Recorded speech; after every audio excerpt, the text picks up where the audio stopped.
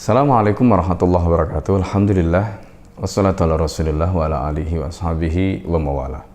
Para pemirsa Khilafah Channel yang dimuliakan oleh Allah, tahukah kita bahwa Islam telah sampai di Cina 20 tahun setelah Rasulullah SAW wafat, tepatnya pada saat Utsman bin Affan menjadi khalifah, ketika seorang sahabat Nabi bernama Sa'ad ibn Abi Waqqas dikirimkan ke sana.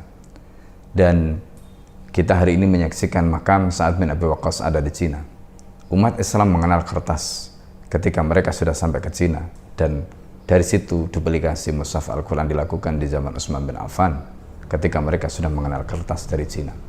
Tahukah saudara bahwa seorang panglima bernama Qutaibah bin Muslim Al-Bahili telah sampai di Cina dan kemudian membuat kekaisaran Cina pada waktu itu betul-betul gemetar dan merasa ketakutan, sehingga akhirnya mengajak berunding dan berdamai dengan khilafah Bani Umayyah yang panglimanya dipimpin ketika itu oleh Qutaibah bin Muslim Al-Bahili.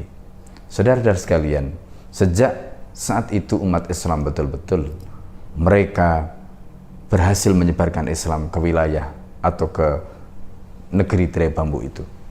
Islam berkembang, banyak kaum muslimin lahir dari wilayah itu. Islam bukan baru sampai ke Cina. Setelah rezim berganti, bahkan kemudian ketika mereka menganut ideologi komunis, disitulah permusuhan antara Republik Tiongkok dengan Islam, khususnya kaum muslimin ini mereka lakukan. Dengan alasan ancaman Islam, maka mereka berusaha untuk memaksa orang Islam, terutama suku Uighur, mereka yang tinggal di wilayah Xinjiang. Xinjiang dalam bahasa Arab itu artinya adalah Al-Ardul Jadidah, tanah baru. Saudara sekalian, bagaimana mereka sebagai seorang muslim dipaksa identitasnya harus mereka tanggalkan. Bagaimana mereka sebagai seorang muslim bahkan mushaf mereka pun tidak boleh mereka bakar kemudian. Begitulah penderitaan yang dialami oleh saudara-saudara kita. Ketika umat Islam datang ke sana dengan pimpinan seorang Qutaibah bin Muslim Al-Bahili, kekaisaran Cina ketika itu tunduk dan gemetar di hadapan khilafah Bani Umayyah. Tetapi hari ini ketika umat Islam tidak punya perisai, umat Islam tidak punya imam, sebagaimana dalam hadis Nabi, innamal imamu junnah yuqatalu min wara'ihi wa yuttaqabih. Imam itu adalah perisai dan dia akan menjadi panglima untuk memimpin umat, memimpin rakyat, memimpin kaum muslimin dan menjadi perisai bagi umat Islam. Tapi ketika umat Islam tidak punya perisai, siapa yang akan membela mereka, siapa yang akan melindungi mereka?